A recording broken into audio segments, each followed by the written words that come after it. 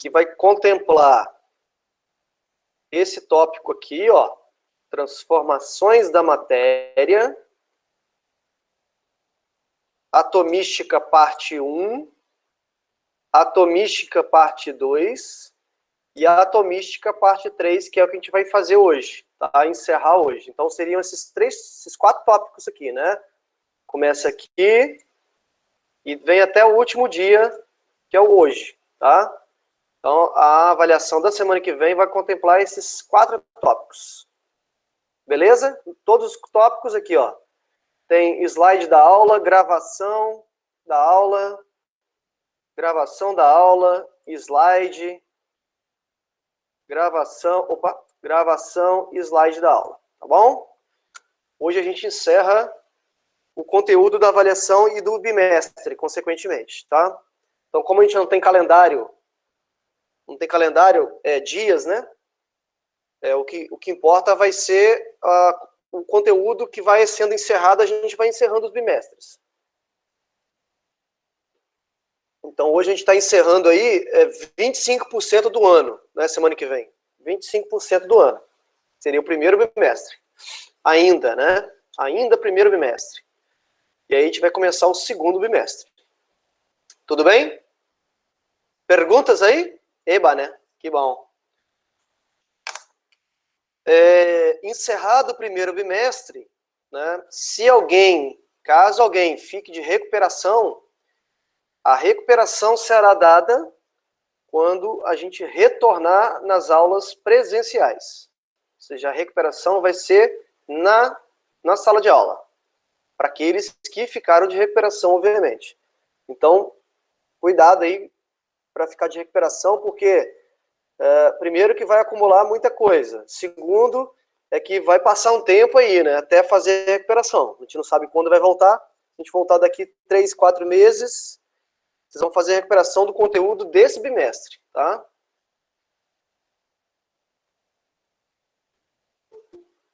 Sim, todos os anos tem recuperação.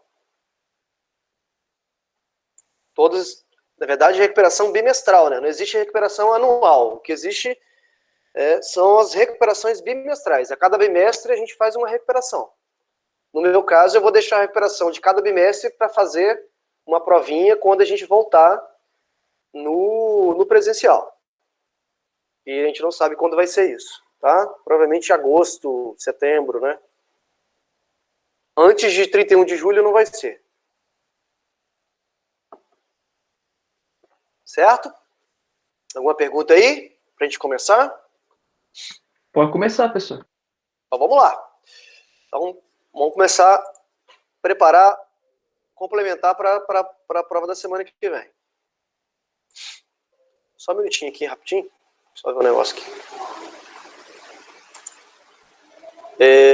Bora lá, então.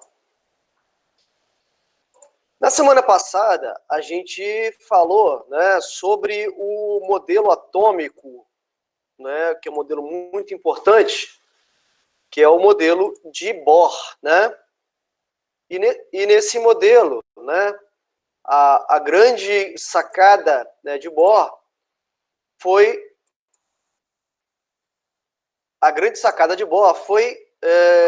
utilizar algumas ideias, né, já pré-concebidas e principalmente, né, isso aqui a gente falou sobre a luz, né, principalmente esse fenômeno aqui, que era o fenômeno das linhas espectrais, né, que apareciam quando... Linhas espectrais eram aquelas coresinhas, né, que apareciam quando eu colocava o gás hidrogênio dentro de uma ampola, né, dentro de uma lâmpada, e aí aplicava a diferença de potencial, né? E aí, quando eu excitava ali o hidrogênio, apareciam cores, né? E essas cores meio que intrigava os cientistas da época, porque o que era para acontecer era um espectro, que a gente chama de espectro contínuo, com todas as cores, e não cores faltando, né? E não só algumas cores, né, específicas, por causa do hidrogênio, né? Isso foi usado por Bohr para explicar o que seria o modelo dele, né? No modelo de Bohr, é um modelo de camadas eletrônicas, né? no qual o elétron está girando ao redor do núcleo, né, em órbitas circulares ao redor do núcleo, e não é permitido para o elétron saltar de uma camada para outra. Aliás, só é permitido o elétron saltar de uma camada para outra se ele o que mesmo? Me lembra aí. Se ele fizer o quê? Eu não entendi a pergunta, professor. Alguém respondeu aí. Se ele o quê? Ter energia. Ter energia ou se ele absorver energia? Ele absorve energia e volta para a camada exterior soltando em forma de luz. É quase isso. O processo completo seria o seguinte, né? A energia, a gente viu, ela cresce, né, de dentro do núcleo para fora, né? E tem uma forma de calcular isso aqui, ó. Formulazinha que eu mostrei na última aula, né? Fórmula para calcular essa energia de cada camada, né? Que a gente chama de camada 1, camada 2, camada 3 e assim por diante. Então, é permitido por elétron saltar de uma camada para outra, né? E aí nós mostramos aqui alguns fenômenos, que é o caso do teste da chama, que é aquelas coresinhas, né, que aparecem e tudo mais. Mas o que a gente viu, né? A gente viu que o elétron pode pular de uma camada para outra, né? Só que, por exemplo, a energia do cara aqui de fora, da camada de fora, é uma energia maior, porque a energia cresce nesse sentido, né? Então a energia dessa camada, vou chutar aqui, né? A energia dessa camada é 20 joules. A energia dessa camada é 30 joules.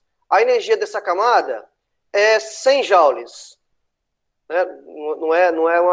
Não cresce de forma proporcional, tá? Então, o elétron, para ele saltar dessa camada 1 para essa camada 2, né? Para a camada número 2, para ele saltar, ele precisa absorver uma energia aqui, que é o equivalente à diferença, né? Que é 30 menos 10, que daria 20. Ele precisa absorver 20 unidades, 20 joules de energia. E ele absorve isso de quem? Das mais variadas formas de energia. Calor, energia elétrica, energia, qualquer tipo de energia, né? Lógico, se eu quiser que isso aconteça. Se eu não quiser que isso aconteça, eu não preciso fornecer energia nenhuma. Mas o elétron ele pode saltar, então, de uma camada para outra, e quando ele salta de uma camada para outra, ele fica nessa camada número 2 aqui, que é uma camada transitória, né? Essa camada transitória, a gente chama de estado excitado. Estado excitado, tá? Excitado.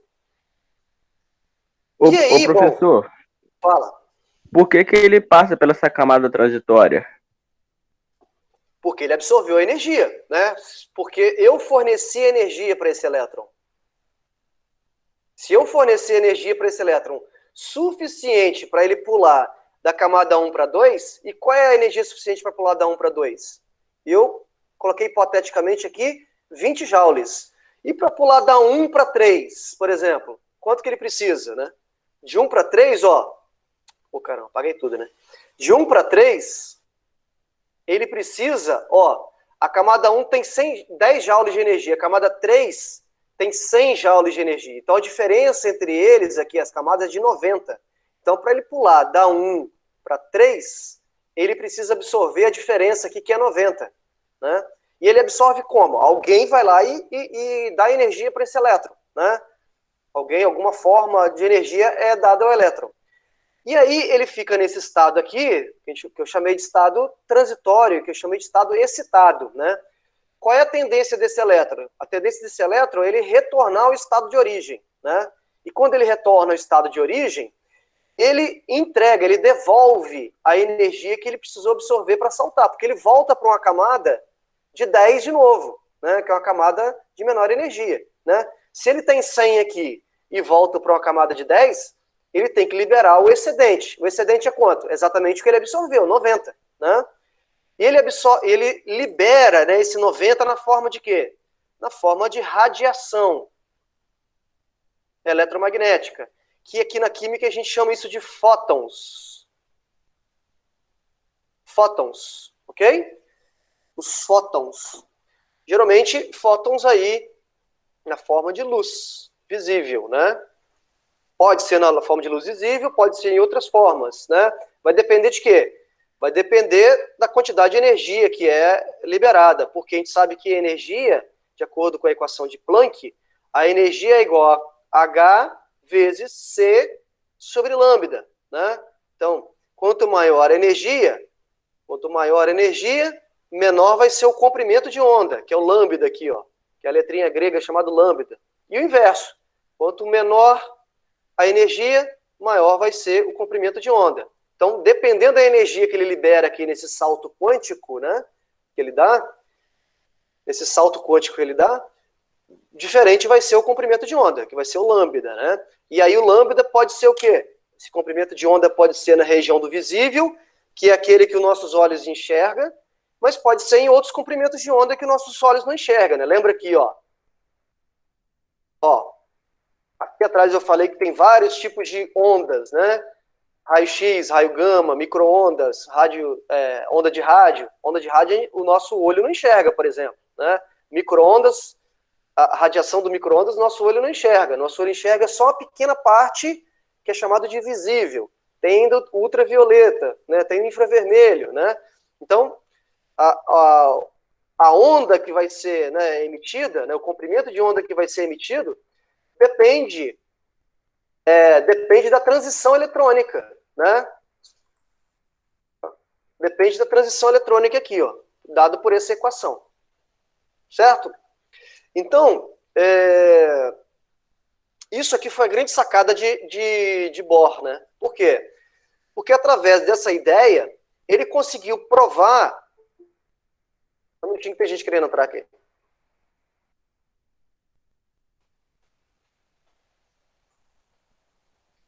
Eu vou pedir a vocês para colocar o nome completo aí no chat, tá bom? Como chamada, por favor. Coloca o nome completo de vocês. Obrigado. Para ficar registrado quem está aqui e quem não está.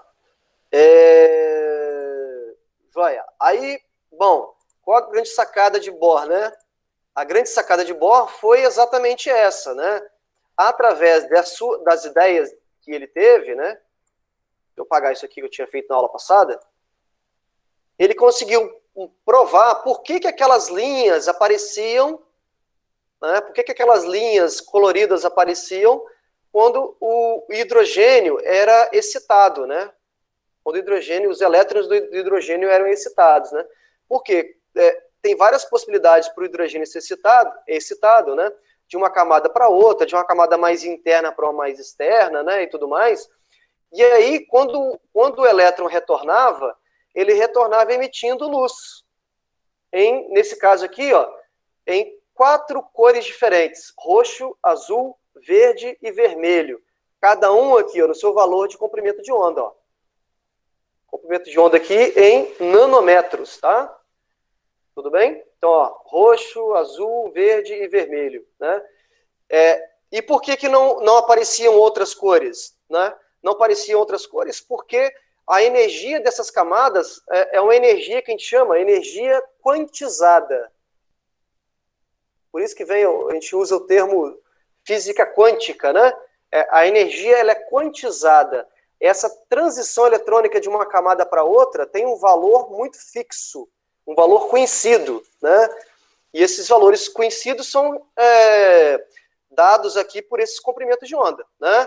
Lembrando de novo, ó, energia é igual a H vezes C dividido por lambda. Se eu sei o comprimento de onda, ó, substituo aqui na equação, eu descubro a energia dessa transição eletrônica, tá?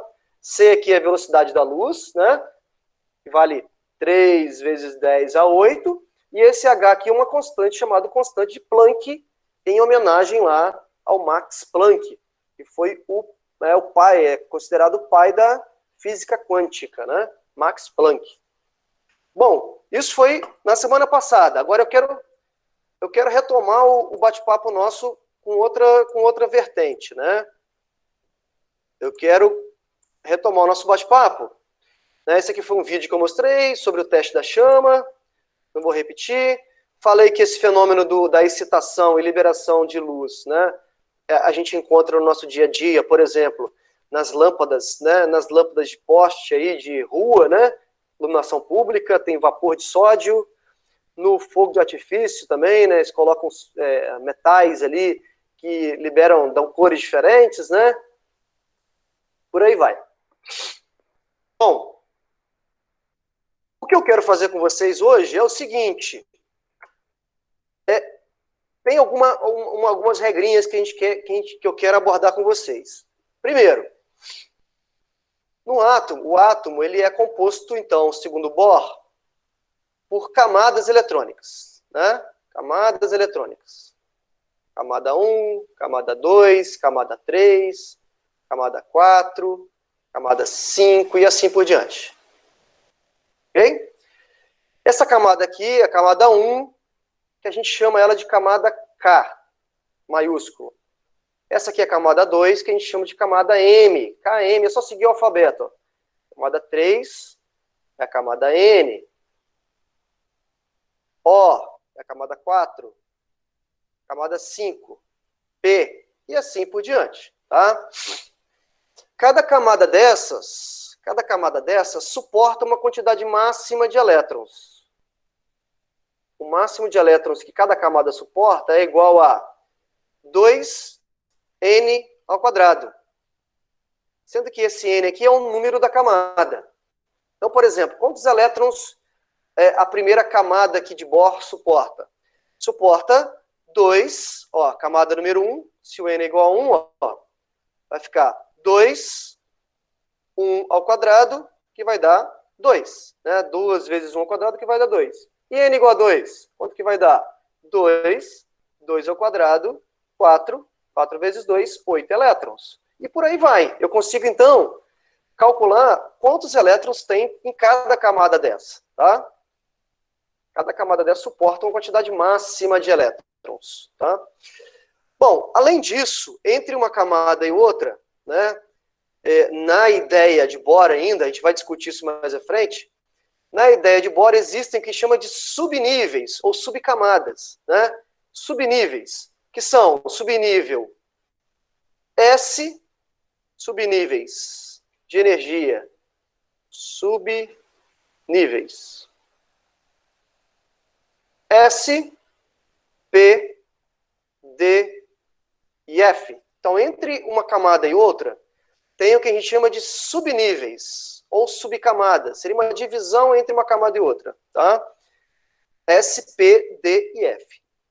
Da mesma maneira que a energia cresce nesse sentido, ou seja, o elétron que está aqui fora tem uma energia maior do que o elétron que está aqui dentro. Né? A energia cresce dessa forma aqui, ó. Da mesma maneira que a energia cresce nesse sentido, a energia também nos subníveis cresce nesse sentido. Ou seja, a energia do elétron que fica no subnível F tem uma energia maior do que o elétron que fica no subnível S. E cada subnível desses suporta uma quantidade máxima de elétrons também. Esse aqui suporta no máximo 2 elétrons, esse aqui 6 elétrons, esse 10 elétrons e esse 14 elétrons. Note que aqui, ó, a diferença entre um subnível e outro de quantidade de elétrons é sempre de 4, ó. 2 para 6, a diferença é 4, 6 para 10 é 4, 10 para 14 é 4. Tá? Então aqui, ó, quantidade máxima de elétrons, 2 elétrons, quantidade máxima de elétrons, 6 elétrons, quantidade máxima de elétrons, 10 elétrons e quantidade máxima, 14 elétrons. Beleza? Alguma pergunta aí? Tudo tranquilo, professor. Professor, Oi, diga. Pode falar. o senhor só pode repetir a parte do 2N2, que eu fiquei um pouco perdida, Vamos lá. que a chamada deu uma cortada aqui. Tá.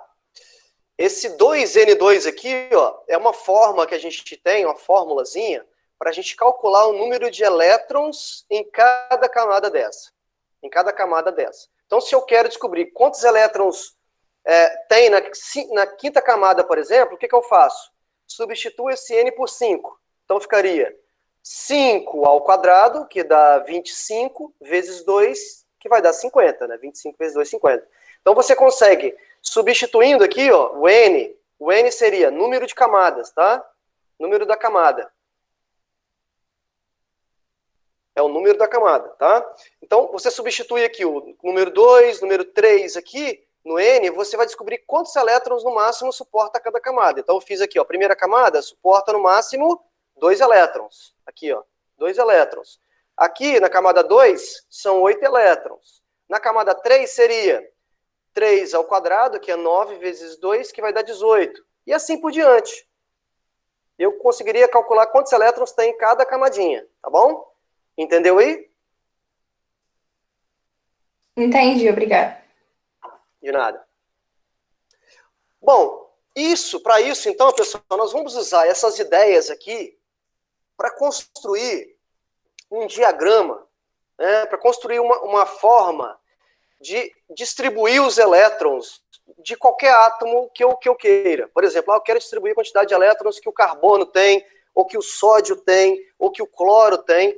Eu vou usar um diagrama de energia. Por quê?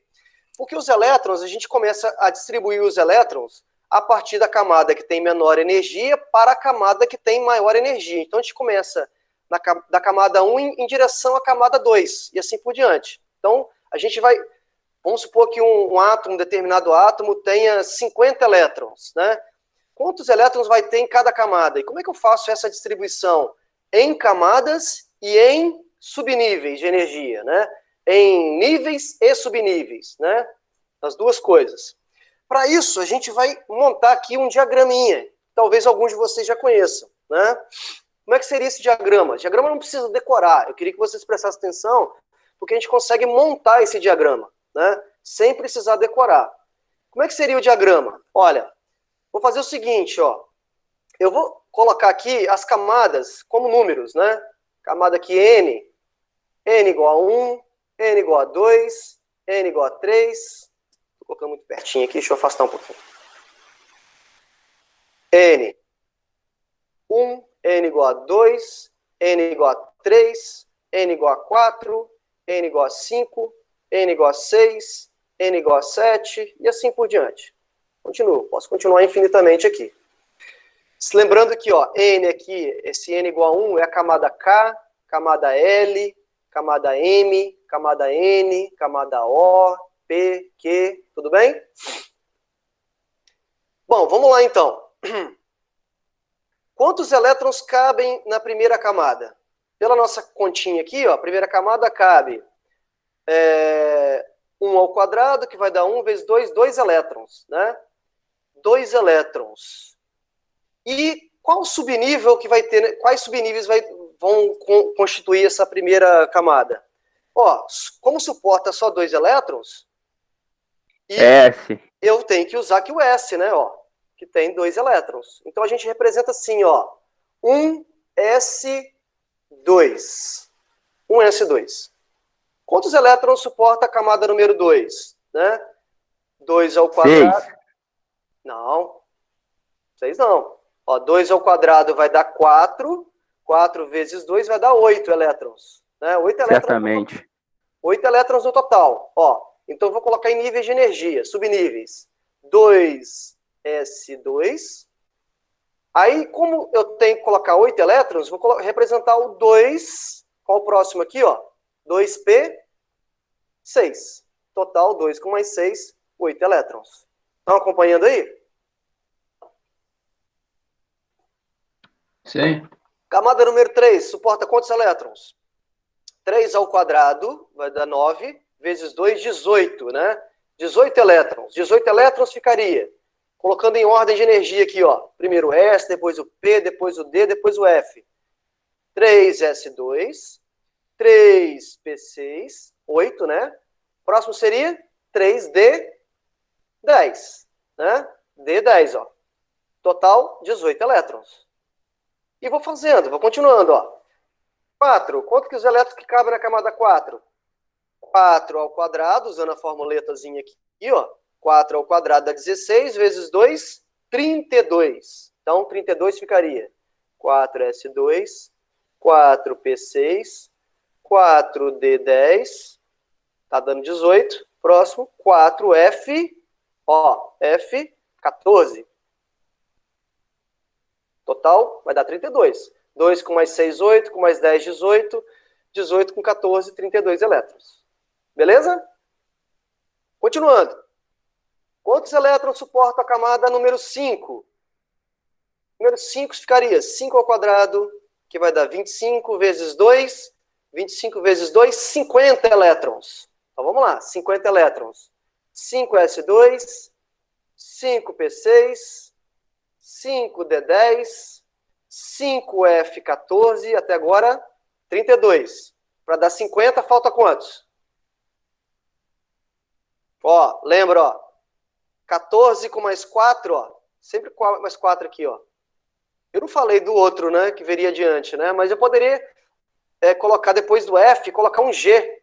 Ficaria assim, ó. 5G com mais 4, 18. Né? Se você somar aqui, ó, vai dar 50 elétrons certinho.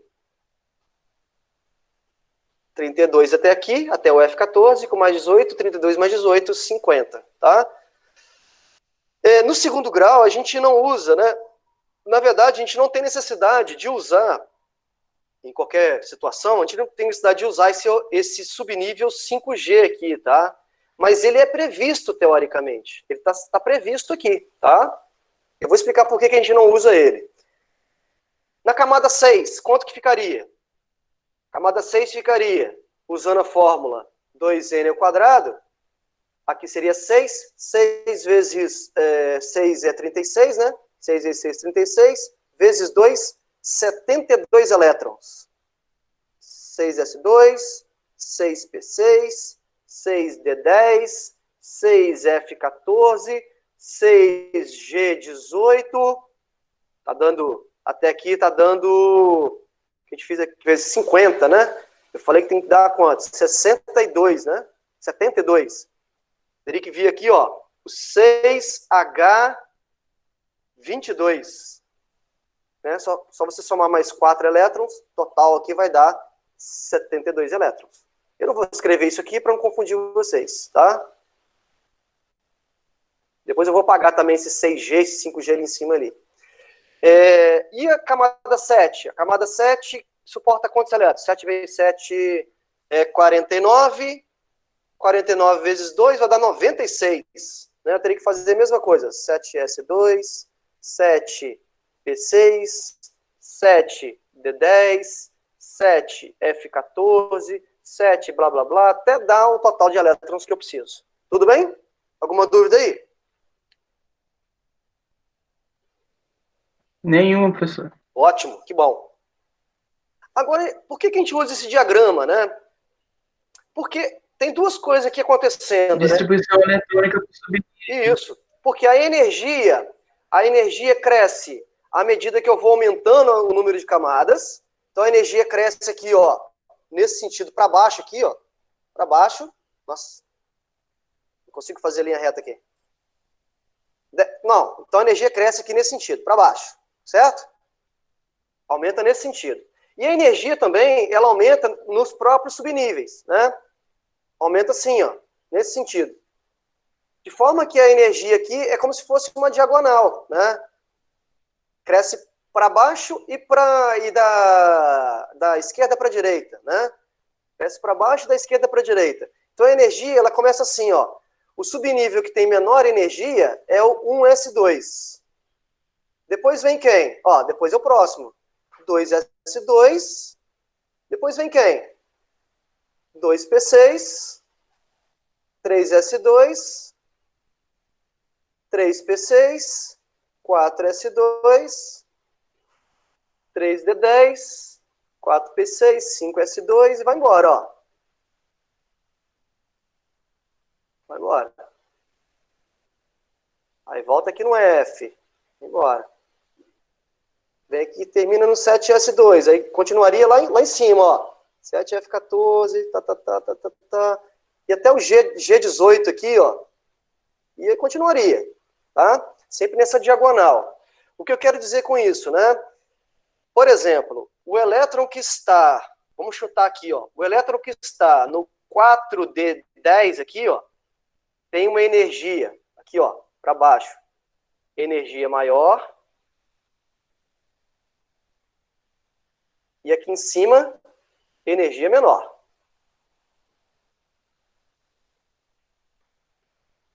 Então, em outras palavras, Ô, professor, diga. tem um truquezinho que você faz na tabela periódica também, que você pega a família e o... Qual que Tem, é o mas nome? isso aí, E sim, a gente coloca... vai trabalhar, a gente vai trabalhar a tabela periódica, mas primeiro a gente precisa entender isso aqui, tá? Entendi. Mas Não é porque eu tem tinha como, esquecido de perguntar, mas você falou que depois vai falar, então quando chegar a hora eu pergunto de novo. é isso. A gente tem como localizar a família do elemento, né, e a linha onde ele está, usando É a essa família ideia aqui de distribuição eletrônica. Isso, a família e o período. O que eu quero dizer é o seguinte, por exemplo, um elétron que está aqui, ó, no 4D, por exemplo, tem energia menor do que o 5P. O 4D tem energia menor do que o 5P. Em outras palavras, o 5P6 tem uma energia maior do que o 4D10. Né? Então, quanto mais para frente eu estou na distribuição aqui, eletrônica, maior é a energia. Né? De modo que quem tem menor energia é esse aqui, né? É um S2. Depois, o próximo que tem maior energia é o 2S2. Depois, o próximo que tem maior energia é o 2P6. Depois, o próximo que tem maior energia é o 3S2. Se vocês observarem aqui, tem algumas coisas estranhas, né? Por quê? A camada... Deixa eu pegar aqui uma camada qualquer aqui, deixa eu ver que dá esse problema. 4P6, por exemplo... Aqui, ó. O 4P6 está depois do 3D10 em energia. Tá vendo? 4P6 tem energia maior do que o 3D10. Mas por que está estranho? O que é de estranho nisso? Não, tá, aqui tá certo, aqui tá certinho. Não seria isso não, o caso. Peraí, deixa eu ver se eu acho aqui. Deixa eu ver se eu acho, peraí. 3P6, 4P6 está aqui embaixo, 4D10 está aqui, 4D10, 4P6. P6. Ah, sim, aqui aconteceu o caso que eu queria mostrar para vocês, ó. Se você comparar o 5S2, por exemplo, com o 4D10, se você fizer o comparativo entre os dois, quem tem maior energia, ó, quem vem depois, ó, é o 4D10, tá vendo? Ele tem maior energia do que o 5S2. Mas, professor, você não falou que quanto maior é a camada, maior energia? Então não deveria ser o 5 ter maior energia do que o 4? Né? E aqui está o contrário, né? O 4 está com energia maior do que o 5. Mas o que acontece? O 4 carrega um subnível aqui que é o D. E o 5 carrega um subnível que é o S. E o subnível D tem uma energia maior do que o S. Então, na hora de fazer a continha assim, de maior, quem tem maior energia, né, mesmo o 5 sendo maior do que o 4, nesse caso, o D vai ganhar em relação ao S. Mas isso é útil para a gente, na verdade, entender esse diagrama, para usar o diagrama, né? Para que serve o diagrama, né? Para fazer o que foi falado aí, fazer a distribuição eletrônica, né? Eu vou dar exemplos de como usar esse diagrama. Aqui está o diagramazinho muito mais bonitinho, né, do que eu fiz, né? Que eu desenhei, tirei de um livro. Esse diagrama aqui recebe uma homenagem, né?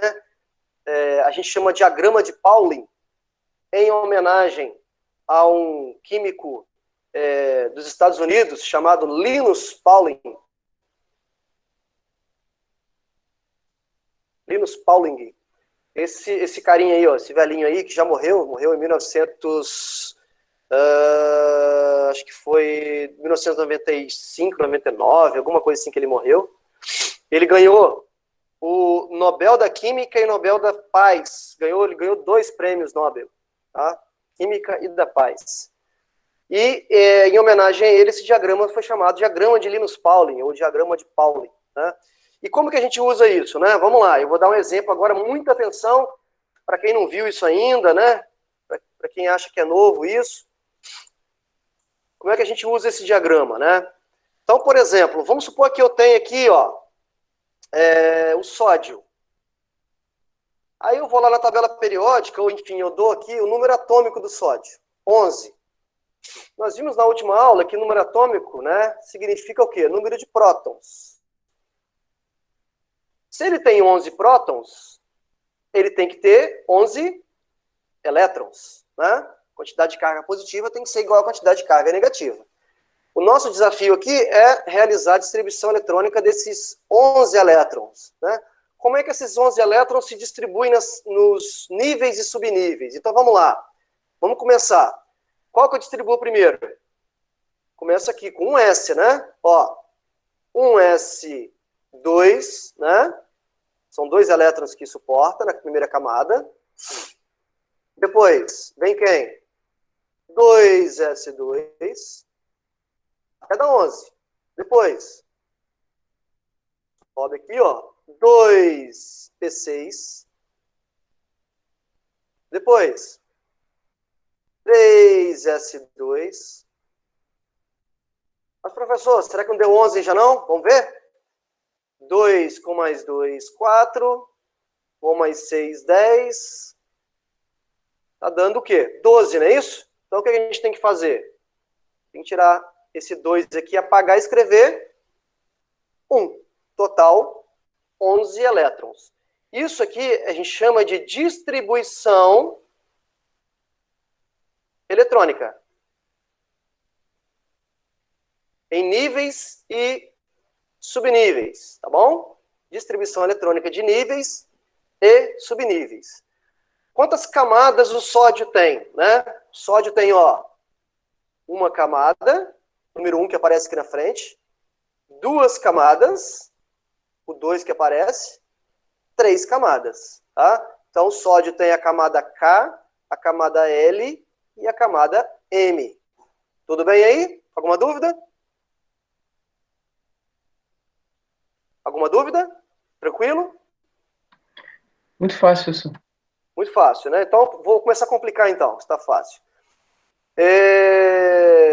Distribuição do ferro, por exemplo, ó. Ferro. O ferro tem número atômico 26. Então, o número de prótons é 26. Consequentemente, tem 26 elétrons. Então, tem que distribuir isso. Ficaria 1s2. Ó, seguindo o diagrama, ó. 1s2, 2s2. 2s2. Depois vem quem? 2p6. Depois vem quem? 3s2, até chegar no 26. 3s2. Depois vem quem? 3p6. Depois vem quem? Ó, 4s2. Depois vem quem? Opa. 4s2, vem aqui em cima, ó. 3d10. Vamos ver quanto que deu até agora, ó. 2 com mais 2, 4. Com mais 6, 10. 12, 18, 20, 30. Mas eu quero distribuir 26. Então eu tiro 4 aqui, ó. E o D10 transforma em D6. Tudo bem? Ó, camadas. Quantas camadas o ferro tem? Camada 1. Camada 2. Camada 3 aqui, ó. 3. E camada 4. Tá bom? Acredito em ser o número 4. Beleza? Então, nós fizemos a distribuição eletrônica do ferro e do sódio, como exemplo aí, né? Surgem 2 conceitos que a gente tem que falar aqui, ó. 2 conceitos importantes. Um é camada de valência. O que é camada de valência? CV. O que é camada de valência? Camada de valência é a camada mais externa do átomo. Aí eu vou perguntar a vocês aqui, ó. Qual é a camada de valência do sódio? Responde para mim aí, por favor. 3s1, a camada M. Uhum. A camada de valência é a camada 3, aqui, ó, 3s1. Isso aqui é a camada de valência do sódio. Qual é a camada de valência do ferro? 4s2. 4s2 ou 3d6? 4s2. Isso, muito bem. Camada de valência é o número maior que tem aqui, ó. Eu tenho 4 camadas. Aqui, ó. Essa aqui é a camada de valência do ferro, tá? Camada de valência do ferro, representada pelo subnível 4s2, tá? Se eu perguntasse assim, a outra coisa, né? Um outro termo, né? Seria subnível de maior energia. Subnível de maior energia. Como o nome está dizendo, é aquele que tem energia maior, né? Quem que tem energia maior? Aquele que eu distribuo primeiro, porque a energia... distribuo primeiro, distribuo para o final, né? Porque a energia cresce nesse sentido, ó. Eu não estou usando o diagrama, e o diagrama não é um diagrama em níveis de energia e subníveis de energia, não é essa a ideia do diagrama? Então, se eu estou distribuindo usando o critério da energia, o que aparece no final da distribuição é o que tem maior energia. Ou seja, qual é o subnível de maior energia do sódio? É o 3s1. Esse é o subnível de maior energia. E qual é o subnível de maior energia do ferro? É o último que eu distribuí, que seria esse, ó, 3d6. Esse é o subnível de maior energia. No caso do sódio, coincidiu, né? Camada de valência coincidiu com o subnível de energia. No caso do ferro, não, olha. Camada de valência do ferro é 4s2 e subnível é 3d6. Dúvidas? Alguma pergunta? Tá, agora então, eu vou complicar um pouquinho e vou pedir assim, ó. Qual é a distribuição eletrônica do Na+? Qual é a distribuição eletrônica do ferro 2+? Como é que eu faço essa distribuição eletrônica agora? Você vai fazer a distribuição eletrônica normal, só que aí no final você lembra de descontar os 2 elétrons, porque a carga dele é positiva. Muito bem. Então, só lembrando aqui, o sódio, ele tem número atômico 11, então, antes, né, de perder, ele tinha 11 elétrons. Como ele perdeu um elétron, né, ele vai ficar com 10 elétrons, não é isso? Quando ele perdeu, né, perdeu mais um aqui, ó, a carga, né, perdeu um elétron, então eu faço com 10 elétrons. Então, o que eu tenho que fazer? Distribuição eletrônica, descontando esse um elétron. Então, ficaria, voltando aqui como exemplo, né, ó, repetir isso tudo aqui com um elétron a menos. Ficaria, então, 1s2, 2s2, 2p6. O próximo seria 3s1, né? Aqui, ó, 3s1. Mas como ele perdeu esse um elétron, né? Perdeu um elétron, esse 3s1 aqui vai deixar de existir, né? Ele vai perder esse subnível 3s1, tudo bem? De modo que o sódio, né, o cátion aqui, ele agora tem só 2 camadas. Ó. Antes ele tinha 3, agora ele só tem 2. K e a camada L, tá? E como é que eu faço a distribuição do ferro, então? Fala para mim. O ferro é 26, ó. Eu pego aqui e desconto, não é isso? Então eu faço assim, ó. Vai ficar 3d4 no final. Isso. 1s2. 2s2. 2s2. 2p6. Obrigado. Vai, me ajuda. 3s2. 3s2. 3, 3p6. 4s2. 4. 4s2. 6, Ah, 3D4. faz esse bagulho sozinho, então. 3D. Perdeu 2 elétrons, né? 3d4. 4. Não é isso? Exatamente, professor. Nossa, você é muito inteligente. Exatamente errado. Certamente. Isso está errado. Que vocês Claro acabaram que de tá. falar. Claro que tá, né? É 4D alguma coisa, não. Quando, O 4 é 10. quando ele é ionizado, tira da última camada, não é? Certamente. Olha que Tira da 4s2. olha onde a gente tirou o elétron, ó. A gente tirou o elétron do subnível 3d6. Caraca, mané.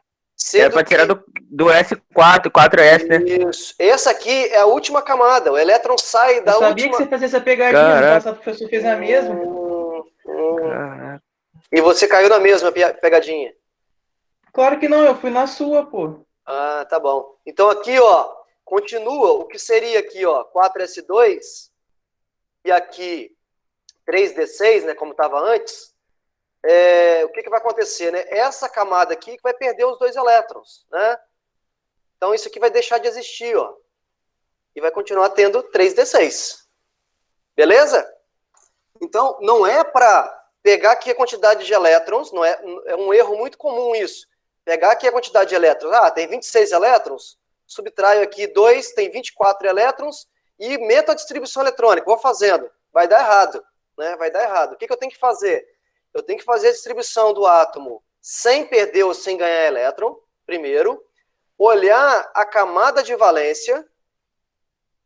E a partir da camada de valência é que eu faço a adição ou retiro elétrons. No caso aqui, como é retirar elétrons, né? Eu retirei do 4s2. Tudo bem? E se fosse, existe também essa espécie aqui, ó, ferro mais 3. Como é que ficaria o ferro mais 3? Como é que ficaria o ferro mais 3? 1s2, 2s2. 2p6, 3s2, 3p6. Aí tira o 4s2 e tira um elétron do 3d6 ali. 3d5. Agora sim eu posso tirar dali. Porque isso aqui, o 3 passa a ser agora a camada de valência, né? Porque com o 4 não existe mais, porque perdeu ela, a camada 3 aqui, ó, passa a ser a camada de valência. Então eu tiro elétrons do 3D, nesse caso. 3d6 passa para 3d5. Muito bem, parabéns, professor. Agora não é pegadinha, não. Perguntas aí? Alguém tenha pergunta? Senão eu vou meter bronca aqui. Então vamos lá. Mete ferro. Vamos lá. Prossiga. Os implantes dentários são mais seguros no Brasil e já atendem às normas internacionais de qualidade. O grande salto de qualidade aconteceu no processo de confecção de parafusos e pinos de titânio. Titânio, que compõem as próteses. Feitas com ligas de titânio, essas próteses são usadas para fixar coroas dentárias, aparelhos ortodônticos e dentaduras nos ossos, na mandíbula e no maxilar. Considerando que o número atômico do titânio é 22, sua distribuição eletrônica será... Então, moleza isso, é questão de graça, né? Você tem lá o número atômico é o número de prótons, como ele não tem que perder carga nenhuma, ele tem 22 elétrons, então eu faço a distribuição eletrônica usando o diagrama de Linus Pauling, 1s2, 2s2, 2p6, 3s2, 3p6, 4s2, 3d. Vamos ver quanto que vai dar aqui, né? Ó. 2. 10, 2.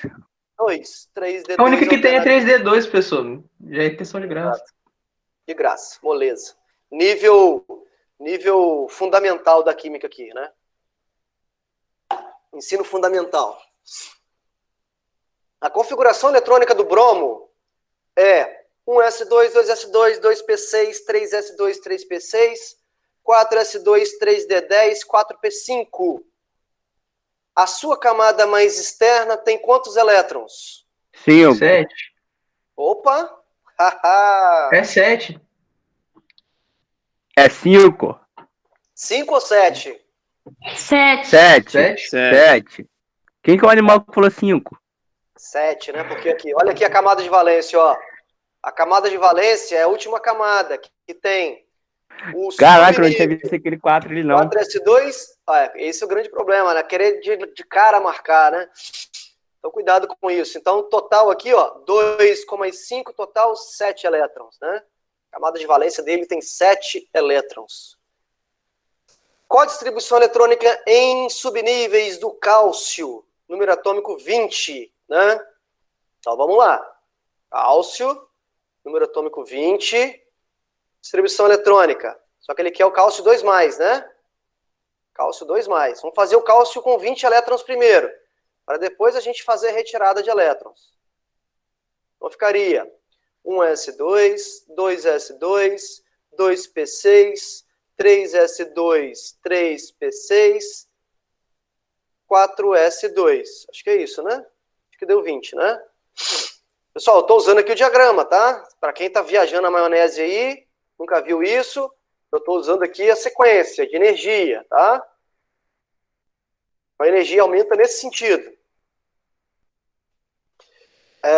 Eu quero agora o cálcio com 2 elétrons a menos, né? Retirar elétron. Aí eu retiro de onde? Eu retiro da camada de valência. Aqui, cara. Professor. Fala. Diga. Professor. Eu não estou ouvindo, tá cortando.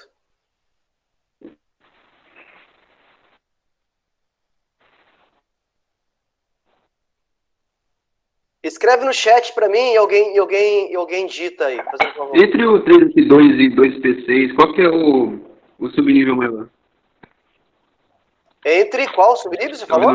Tá conseguindo ouvir? Agora sim, repete, por favor, a pergunta. Entre, você falou entre o quê?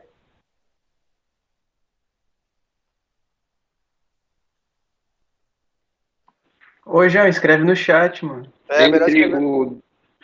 o 3S2 e o 2P6, qual é o subnível maior?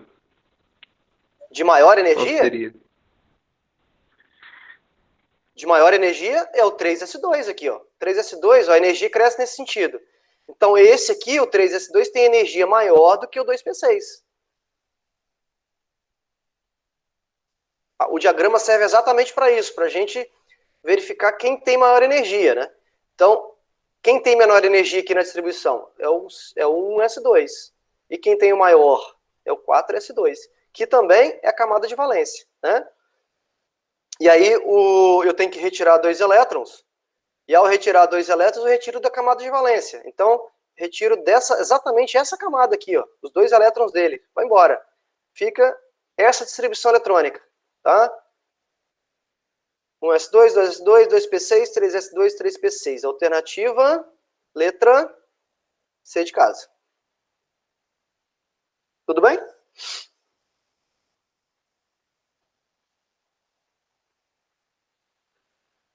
O íon monoatômico A2-, apresenta a configuração eletrônica 3s2, 3p6. Ele pergunta, qual é o número atômico do elemento A? Qual é o número atômico do elemento A?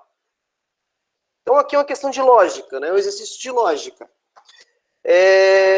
Se esse carinha aqui, ó, o A2-, tem uma configuração 3s2, 3p6, esse menos 2 significa que ele recebeu 2 elétrons. Então, antes, ele era como? Antes, ele tinha uma configuração eletrônica com 2 elétrons a menos. Então, ao invés de ser 3s2 e 3p6, seria 3s2, 3p4. Concorda comigo? E aí, o que eu vou fazer? Bom, ele me deu aqui só uma parte da configuração eletrônica. Eu tenho que fazer toda a configuração até chegar a esses subníveis, né? Ficaria assim, ó. Deixa eu escrever um pouquinho mais para frente, talvez não dê. Então, isso aqui se transformou em 3s2, 3p4. Então, vamos fazer começando do início, ó. 1s2, 2s2, 2p6, 3s2, 3p4. Fiz a configuração eletrônica dele completa agora, né, do A. Quantos elétrons eu tenho? 2 com mais 2, 4, com mais 6, 10, 10 com mais 2, 12, 12 com mais 4, 16 elétrons, né? Se ele tem 16 elétrons, ele é um átomo neutro, ou seja, um átomo que não tem carga nenhuma, carga é zero, ele tem que ter 16 prótons. Portanto, né, a gente sabe que o número atômico é o número de prótons, né? O número atômico dele é 16, alternativa, letra D de dado. Perguntas? Lembrando, o númerozinho a gente coloca aqui, ó, né? 16. E em cima fica o número de massa, né? Alguma dúvida aí? Posso seguir? Tô imaginando que vocês estão Pode prosseguir, professor. entendendo tudo aí. Sendo o subnível 4s1 com um elétron, lógico, tem um elétron, o mais energético de um átomo, podemos afirmar que, então ele diz o seguinte, um átomo hipotético tem o subnível mais energético 4s1. Então a gente imagina que o último subnível que ele distribuiu foi o 4s1. Então a gente vai fazer a distribuição eletrônica até chegar nele. Então vamos lá, ó. Ficaria 1s2, 2s2, 2p6, 4s2, depois vem o quê? 3p6. Opa, será que eu fiz certo aqui? Eu já me perdi, eu me embolei. 1s2, 2s2, 3s2, 3p6. 3p6, depois de 3p6 vem o quê? 3d10, né? Só que a gente já passou aqui, né? Ah, não, peraí, tô fazendo besteira aqui. 1s2, 2s2, 2p6, 3s2, opa, 3s2, 3p6, 4, agora sim, né? 4s2. Só que eu só tenho que colocar um elétron. Então, eu vou colocar 4s1. Né? Só confirmando a configuração eletrônica aqui, né? Ó. 1s2, 2s2, 2p6, 3s2, 3p6, final 4s. Né? Então, 4s1. Aí faz algumas perguntas aqui. Primeiro, o número total de elétrons deste átomo é 19. Vamos contar? 2 com mais 2, 4, com mais 6, 10, 10 com mais 2, 12, 18, com mais 1, 19. Estou pagando ao invés de escrever.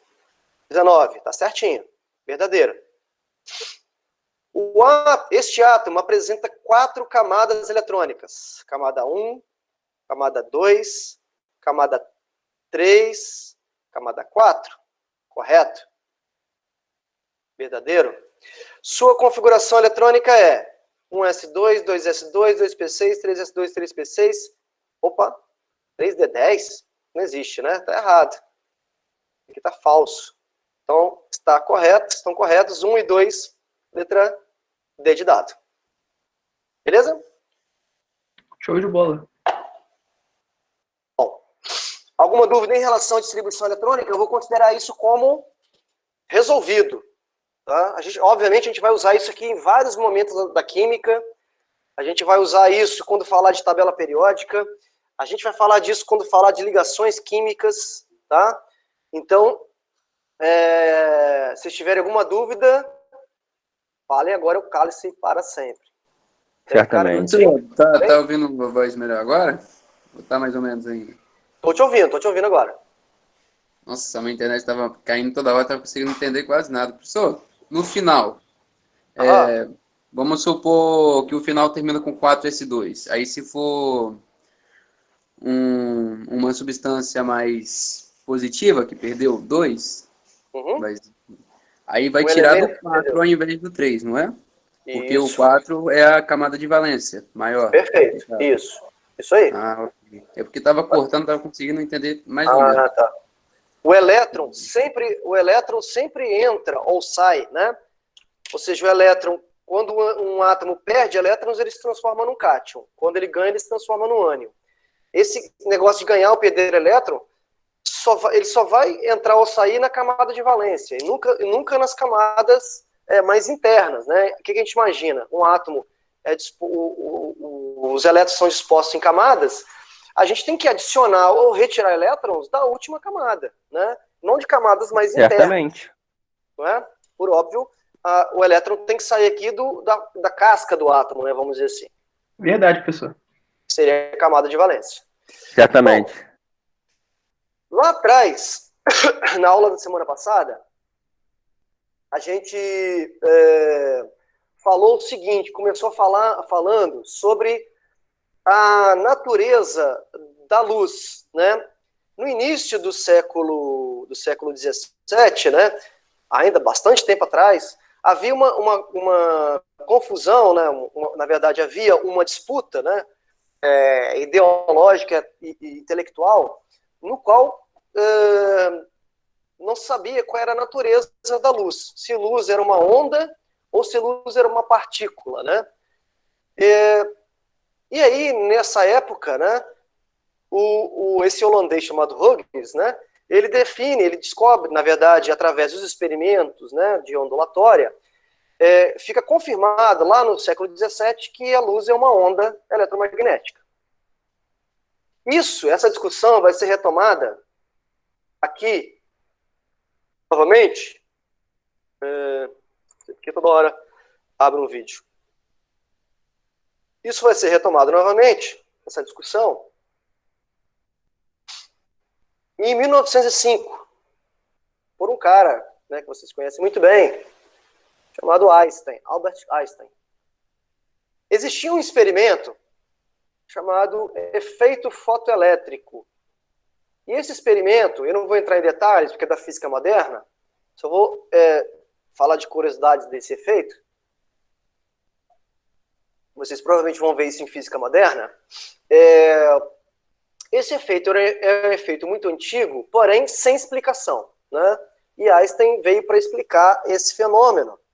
E com isso, né, ganha o Nobel de Física, pela explicação desse efeito. Todo mundo acha que o Einstein ganhou o Nobel por conta da relatividade. Não, o Einstein ganhou o Nobel por conta da explicação do efeito fotoelétrico. O que seria esse efeito fotoelétrico, né? É um efeito no qual eu pego uma superfície de um metálica, né? Sódio, metal polido, né? Níquel, cromo, cobre, e faço irradiar ali energia na forma de luz. E quando eu irradio essa superfície desse metal num comprimento de onda muito específico, para cada metal eu tenho um comprimento de onda específico, um lambda, né, que é um comprimento de onda muito específico. Quando eu irradio, então, essa plaquinha com luz, o que acontece é um fenômeno interessante. Os elétrons da superfície do metal, que estão ali, são ejetados, eles são emitidos, de forma que eu consigo medir, né, vocês vão ver muito isso na eletromecânica, elétrons em movimento, chama corrente elétrica, não é isso? Uma corrente elétrica. Então, esses elétrons emitidos são medidos através de um amperímetro, por exemplo, né? Um amperímetro. Está aqui a ideia do experimento do lado direito aqui, o experimento do efeito fotoelétrico. Aqui eu tenho dois polos, positivo e negativo, a superfície do metal, e aí quando eu emito uma radiação, um comprimento de onda, né, específico, os elétrons saltam dessa plaquinha metálica para outra, e isso gera, então, o que a gente chama de uma corrente elétrica, que é medido por um amperímetro, por exemplo, né?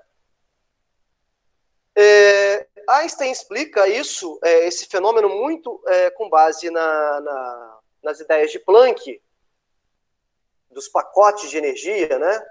A energia quantizada. Mas o que eu queria mais focar aqui é o seguinte, né? Se você reparar, o que está acontecendo aqui, ó?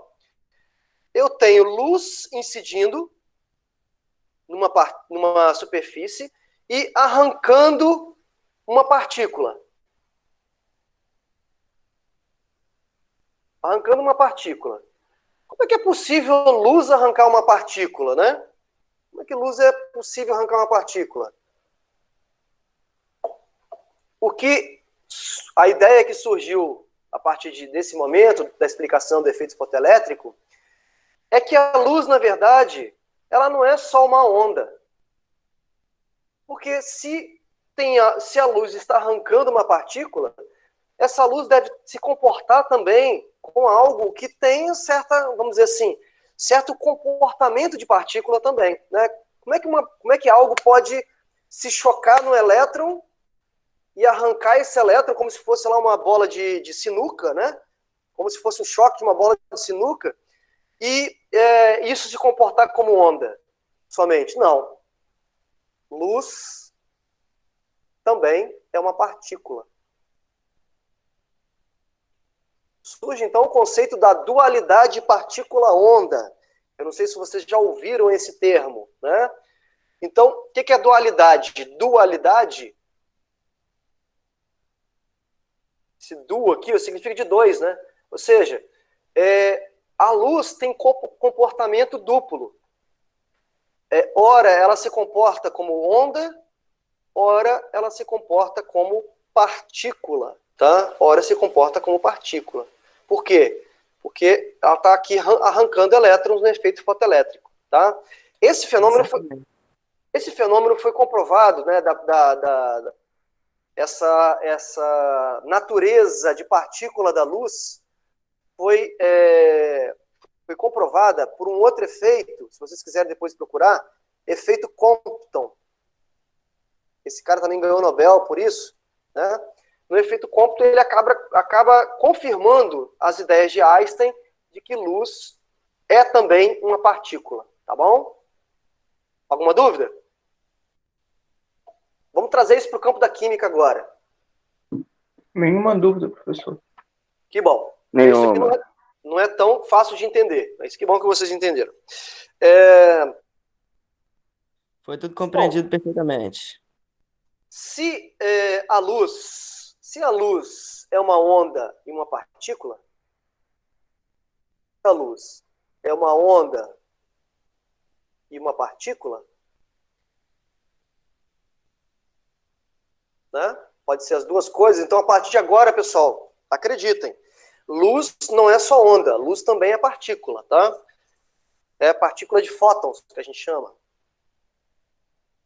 Fóton é uma partícula de massa zero. Doideira isso, né? Meio abstrato, né? Fóton é uma partícula de massa zero, mas é uma partícula. O que eu poderia pensar, né? Bom, se luz é uma onda e uma partícula, será que partícula também não pode ser uma onda? Será que, por exemplo, os objetos físicos que têm massa também não se comportam como onda? Verdade. Isso se expandiria para tudo, né? Para todas as situações, né? Isso foi pensado, e foi pensado por um cara aqui, chamado de Broglie. Esse cara era um estudante de história, vejam bem, curiosidade, hein? Era um estudante de história, estava terminando o doutorado dele em história, e tinha um irmão que era físico, né? O irmão dele, físico, ele estudava essas ideias, né? E ele começou a imaginar essa questão da dualidade partícula-onda também vamos dizer assim, se expandindo para objetos de massa m qualquer, né? Se uma luz é uma onda e uma partícula deve ser uma onda também, né?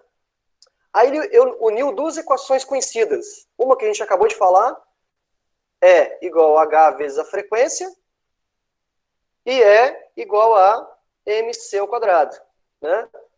Isso aqui, ó, natureza dos fótons, isso aqui, natureza de massa, de partícula, ó, de massa. Só ajustando isso, ó, E igual a H vezes frequência, frequência é C sobre lambda. Então, o que eu posso fazer, ó? Posso igualar essas duas expressões. Igualando essas duas expressões, ó, ficaria assim, ó, HC sobre lambda igual a mc ao quadrado, né? Aí eu corto isso aqui, ó, com isso, chega numa expressão matemática assim, ó, H, ó, lambda, que é melhor, né? Lá já isolando lambda, ficaria assim, ó, lambda igual a H vezes C dividido por M, né? Ajustando aqui essa equação. Bom, e aí, o que tem a ver essa equação aqui? Essa equação reúne duas informações, ó. Reúne informação lambda, que vem de quê? Lambda vem de ondas. E M vem de quem? Quem que tem M? Partícula. Essa equação reúne essas duas informações. Tudo na nossa vida, né? Ou é onda ou é partícula. Inclusive o nosso corpo mesmo. Um carro em movimento, ou você em movimento, uma pulga em movimento. Tudo isso é onda e partícula, né? A gente tem comprimentos de onda, né? Bom, aí vou trazer para o mundo da química, que é mais importante, né? No mundo da química, a gente tem algo muito pequenininho, com velocidade muito grande, que é chamado de elétrons. Os elétrons, eles possuem massa. Portanto, são partículas. Mas então, será que os elétrons também não são ondas? Essa é a grande questão agora, né? Se tudo é onda e partícula, será que os elétrons também... Eu sei que elétrons têm massa, a gente descobriu lá atrás, né, por Thomson. Mas será que os elétrons não são ondas? Bom, segundo aqui a equação de de Broglie, né? Broglie, a equação indica que sim. A equação indica que tudo que tem massa também tem onda, né? Isso foi o que esse cara pensou, né? Mas isso aqui foi algo teórico, né? Ele não fez nenhum experimento, né? Eu teria que provar que o elétron é uma onda. Como é que eu provo que o elétron é onda? Eu provo que o elétron é onda fazendo um experimento. Qual experimento? Um experimento chamado de difração, né? E isso foi feito. Isso foi feito no século passado. Foi realizado um experimento no qual foi feita uma difração de elétrons, uma difração dos elétrons, e aí ficou comprovado que os elétrons também são ondas e são partículas. Tá aqui, ó. Essa é a base do experimento, tá, pessoal? É a base do experimento que foi feito, né? Não vou entrar em detalhes do experimento, tem toda uma explicação para esse experimento, mas é basicamente o seguinte: você tem duas fendas, né? E você ejeta, né? Tem uma arma aqui, ó, um canhão, no qual você vai bombardear essas duas fendas por elétrons. Quem tá querendo entrar uma hora dessa, né, cara? Ou teve problema, ou a gente tá quase acabando a aula já, mas enfim. Então, esse é o experimento famoso, chamado experimento da dupla fenda, né? Por que esse experimento é tão bizarro, né? Esse experimento é bizarro por quê? Porque quando você joga elétrons aqui nessa dupla fenda, o que você deveria ver? Você deveria ver o elétron passando ou por essa fenda, ou por essa fenda, né? Seria o óbvio. E você veria lá do outro lado, lá na sua tela, né? Você veria só duas linhas, que seria essa e essa. E aí, quando eles fazem o experimento, o que a gente vê? Vê várias outras linhas, ó. Essa linha aqui do meio mais concentrada. E isso aqui, ó, é característico de onda. Então, olha só, o elétron, quando é feito esse experimento, o elétron está se comportando como onda, não está se comportando como partícula. Mas a gente sabe que o elétron é uma partícula. Ou seja, o elétron é as duas coisas. O elétron é onda e partícula. Inclusive, nosso corpo, no carro, tudo é onda e partícula, tá?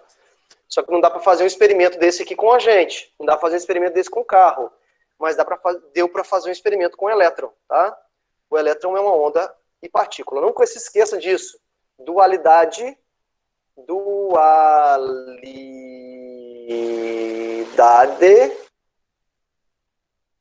partícula, onda. Tá? Dualidade partícula-onda. Aqui é o resultado experimental dessa difração dos elétrons, tá? Lógico que aqui está na forma de linhas retinhas. O experimento que foi feito resultou em linhas circulares, mas a ideia é a mesma, tá? Isso aqui é um resultado real, tá? É o resultado real da difração de elétrons, tá? Olha, eu vou mostrar aqui também como é que seria essa questão da difração de elétrons aqui num experimento meio, vamos dizer assim, hipotético, né? Eu vou soltar aqui o play aqui para vocês.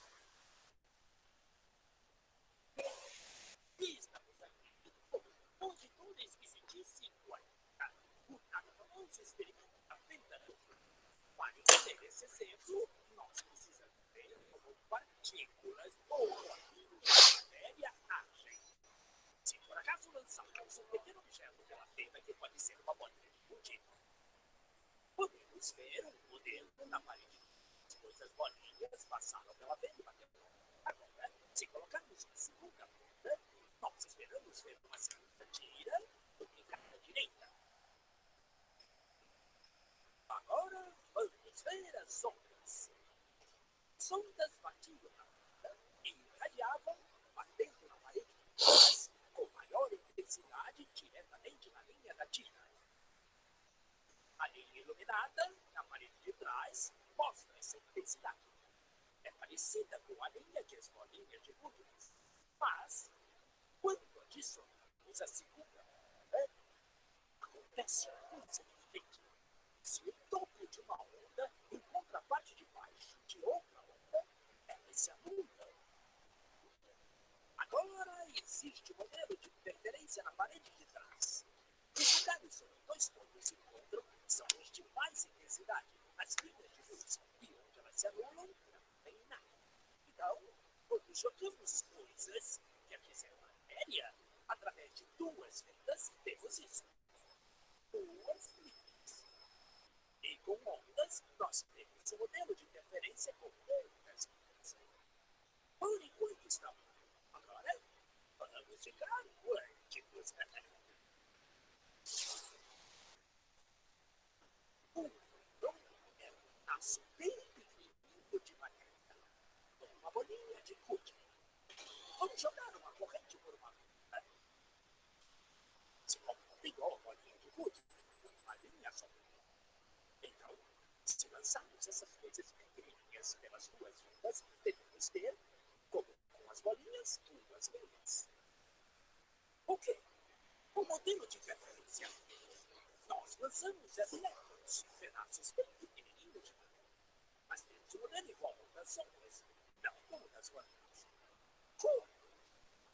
Como pedaços de matéria podem criar um modelo de interferência como das ondas? Isso não faz sentido. Mas os físicos, eles pensaram, talvez essas bolinhas estejam pulando nas ondas e criando este modelo. Então, eles resolveram lançar os elétrons de cada vez. Assim, não teria jeito de conseguir. Mas depois de uma hora, o mesmo modelo de interferência estava aparecendo. Não existe outra explicação.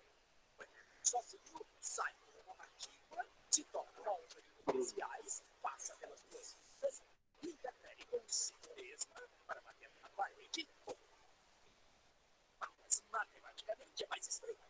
Passa pelas duas fendas e no meio. E passa por uma só e passa só pela outra. Todas essas possibilidades estão em superposição uma. Mas os físicos ficaram incomodados com o sofrimento, decidiram explicar e o propósito passa. Eles colocaram o equipamento duro por qual delas o elétron passou e se moveu. Mas o quântico é muito mais misterioso do que ele podia imaginar. Quando eles observaram, o elétron se comportaram como uma bolinha de gude. Ele produziu um modelo de duas linhas, não um modelo de interferência com duas linhas. Só um lado de limite.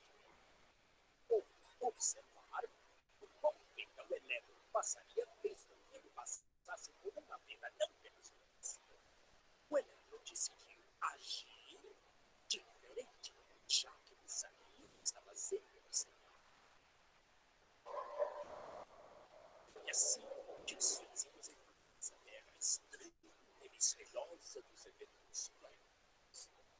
O que é a código de ondas? E ondas de quê? E o que o observador tem a ver com tudo isso? O observador acabou por simplesmente observar.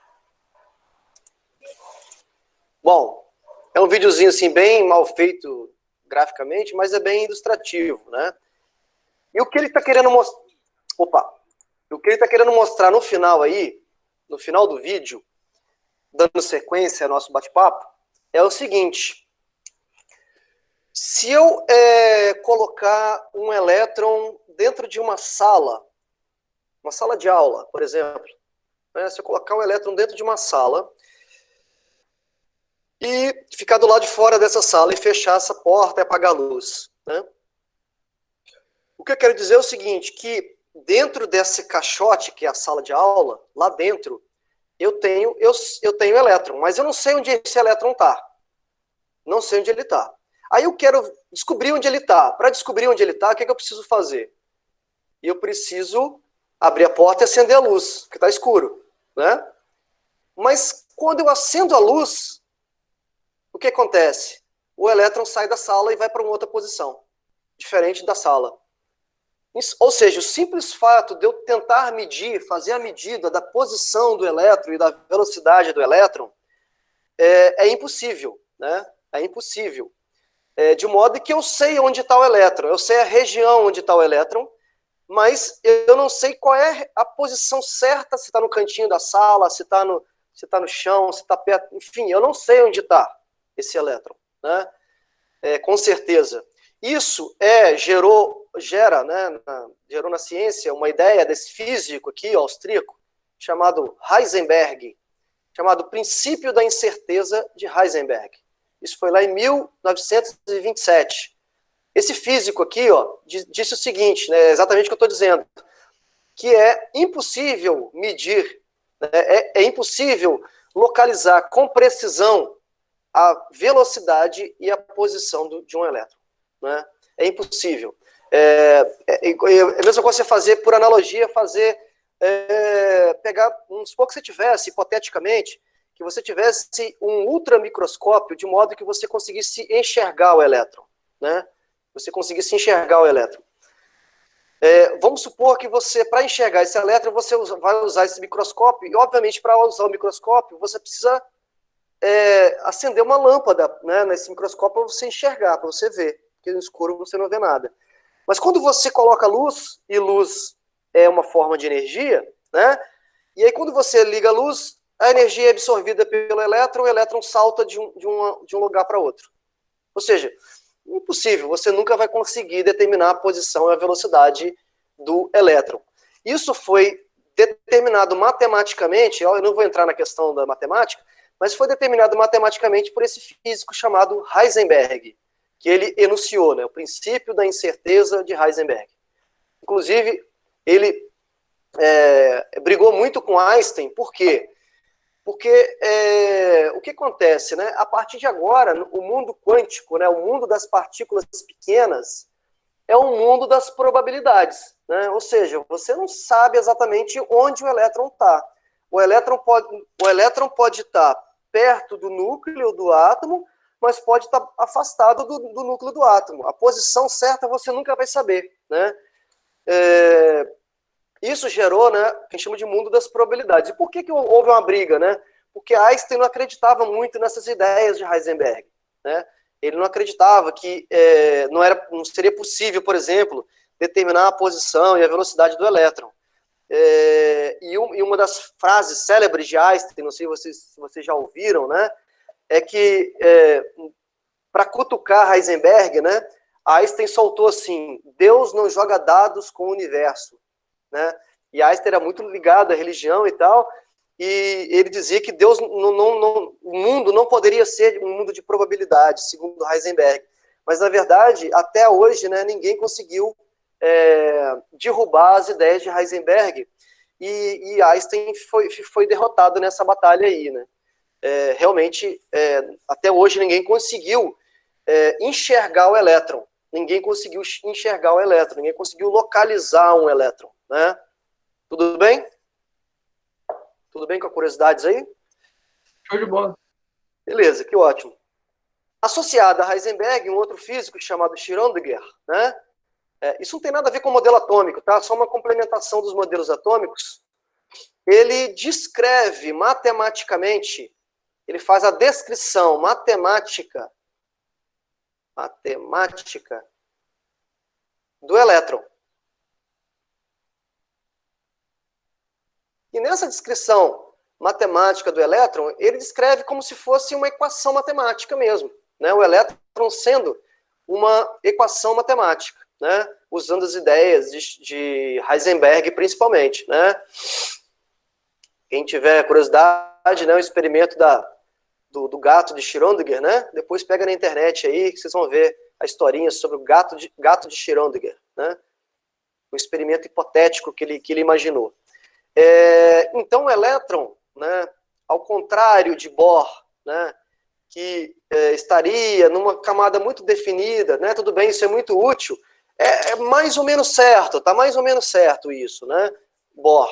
Mas eu preciso colocar outros ingredientes aí, já que eu não consigo localizar o elétron com precisão, né, eu preciso saber pelo menos, assim, qual é a região do espaço que eu localizo o elétron, né? Igual eu falei da sala de aula, né? Se eu pegar um elétron e coloco dentro da sala, eu sei que o elétron está dentro daquela sala. Não sei exatamente qual a posição, mas sei que está dentro daquela sala. Então, pelo menos alguma certeza a gente tem, né? Então, Schrödinger pensou em estudar um pouco essa certeza, né? Um pouco dessa certeza. E aí surge o conceito, pessoal, de orbital, né? O que seriam orbitais, né? Só vou colocar um slide a mais aqui. A gente está concluindo já a aula. Orbitais. Os livros de ensino médio já não trazem mais isso, tá, pessoal? E eu estou colocando isso para vocês que vai ser muito útil em algumas coisas mais para frente. Orbitais. Né? O que seriam os orbitais? Orbital é a região onde a probabilidade de encontrar o elétron é próxima de 100%.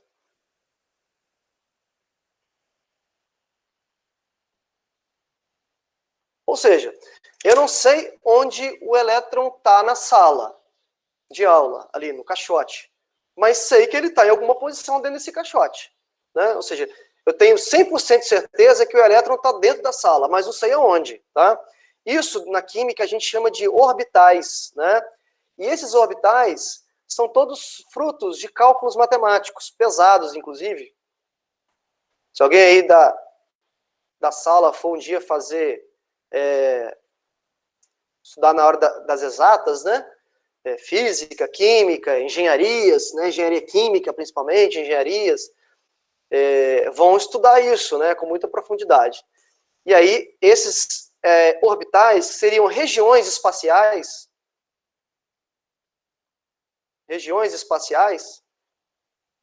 quando eu digo espaciais, né? 3D, né? São regiões do espaço onde eu encontro o elétron, né? E aí a gente vai fazer agora uma ligação com o modelo de Bohr, né? Quais são esses orbitais? S, P, D, F, aqueles que a gente já falou lá nos subníveis, né? Lá os subníveis de Bohr agora vão ser chamados de orbitais, tá? Orbital S, P, D e F. Cada orbital desse tem um formato tridimensional, que eu vou mostrar agora, tá? Então, esse aqui seriam os tipos de orbitais S, que são orbitais com formato esférico, tá? Ou seja, nos eixos tridimensionais, eu tenho a probabilidade de encontrar o elétron. O elétron pode estar em alguma dessa posição, né? Esses pontinhos que eu estou colocando aqui, ó, seria a região onde provavelmente eu encontro o elétron. Ele pode estar aqui, pode estar aqui. Pode estar aqui também. Ou pode estar aqui, né? Ou seja, eu sei que ele está na sala de aula, mas eu não sei onde ele está. Entenderam aí a analogia? Essa aí é a questão dos orbitais, tá? Isso tudo calculado matematicamente, tá, pessoal? Nada é por acaso. O formato desse orbital é um formato oriundo de cálculos, tá?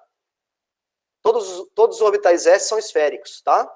Depois tem o orbital P, ó. Os orbitais P são 3 no total. Enquanto o orbital S é só um, aqui está mostrando desenhos diferentes, tá? Mas é só um. O orbital P pode ter três orbitais. Os três eixos x, y, z, chamados de Px, Py e Pz, tá? Px, Py e Pz. Esse aqui é os orbitais P já colocados nos três eixos, ó. O pretinho seria um, o azul e o vermelho, o terceiro. Então são três orbitais. Três orbitais. O orbital S é um só. É um orbital. E depois tem qual? O D, né? Olha o D quantos são. 5 no total. 5 orbitais. Não interessa que a pessoa tem que ficar desenhar isso, decorar essa... Não, só para vocês verem, né, que matematicamente como é que a gente descreve o orbital, né? Esse aqui é a região no espaço tridimensional onde eu consigo encontrar o elétron por orbital D, né? São 5 no total. 5 orbitais. 5 orbitais. Então, ó, um orbital para o S, 3, ó, 1, 2, 3 para o P, 3 orbitais. É só aumentar de 2 em 2, ó. O próximo vai ter quantos? 5, ó. E o próximo? 7, né? Seria o F, né? Aqui estão todos, ó. Aqui tá o S, ó. Um S, os 3 P's, os 5 D's e os 7 F's. 1, 2, 3, 4, 5, 6, 7, tá? Então, lógico, é muito abstrato isso? É, muito abstrato, né? Mas eu queria vir contando uma historinha para vocês tentarem entender de onde que saiu isso, né? Saiu toda dessa ideia. Lógico, é muito cálculo pesado, matemática difícil pra caramba, né? Não é uma matemática de segundo grau, é uma matemática mais avançada, calcula com derivadas, integrais, né? Por aí vai. São coisas que vocês não vão ver no segundo grau, mas eu queria só falar isso para vocês e mostrar esses orbitais. O orbital S, que é um só, a gente escreve assim, ó, na forma de um caixotinho, um quadradinho. Um orbital. O orbital P, que são 3, a gente escreve assim, ó, com 3 caixotinhos. Não sei se vocês já viram isso, quem já estudou o primeiro ano aí, ou no fundamental. Se algum professor já mostrou, né? 3 caixotinhos por quê? Porque são 3 orbitais. E aqui, o D são quantos? 5 orbitais? Então são 5 caixotinhos. 1, 2, 3, 4, 5. 1, 2, 3, 4, 5. Ok?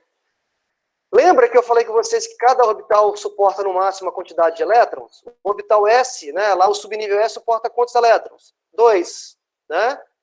O P, 6. O D, 10, né? O F, 14. Que a gente coloca aqui os elétrons dentro desses caixotinhos. Que na próxima aula eu vou falar mais em detalhes, né? Vou terminar para não ficar muito assunto. Mas a gente coloca os elétrons assim, ó. Uma setinha para cima, uma setinha para baixo. Tem o porquê disso aqui que eu vou explicar na próxima aula, tá? Depois da avaliação, da semana que vem. Total, ó, 2 elétrons. E aqui, 6 elétrons. 1, 2, 3, 4, 5, 6. Total 6 elétrons. Sendo 2 aqui, ó. 2 para cada orbitalzinho. 2, 1, 2, 1, 2, 1, 2. Ok? E o D? Total 10 elétrons. 1, 2, 3, 4, 5, 6, 7, 8, 9, 10. Total 10. Beleza? Na próxima aula, eu vou voltar nisso aqui ainda, quando a gente tiver aula novamente, depois da avaliação, e aí eu vou explicar certinho por que tem essa setinha para cima e para baixo, né? Por que os elétrons são representados dessa forma. Tá? Mas eu vou deixar isso para a próxima aula para a gente não confundir muito. Alguma pergunta aí?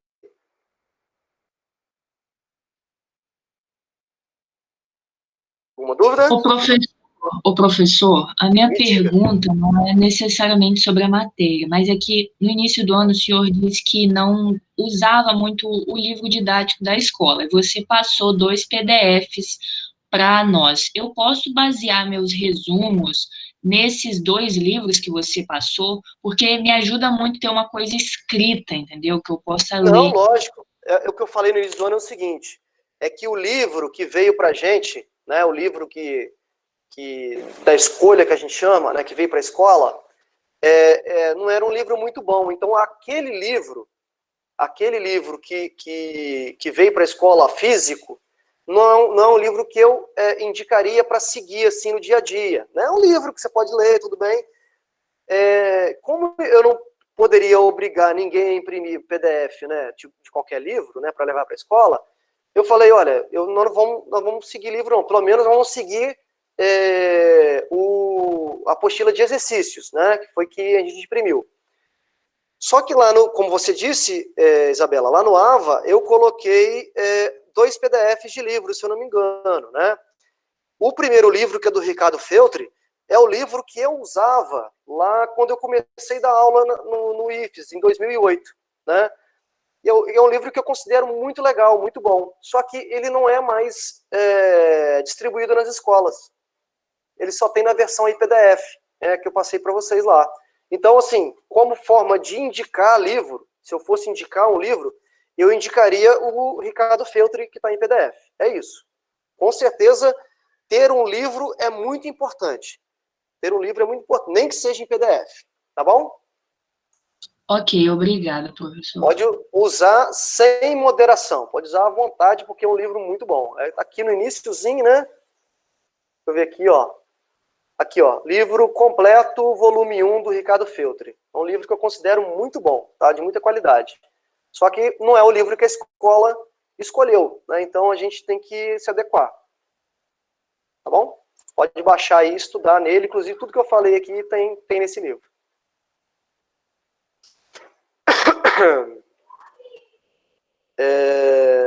Eu não mostrei, não, o livro? Eu não apresentei, não?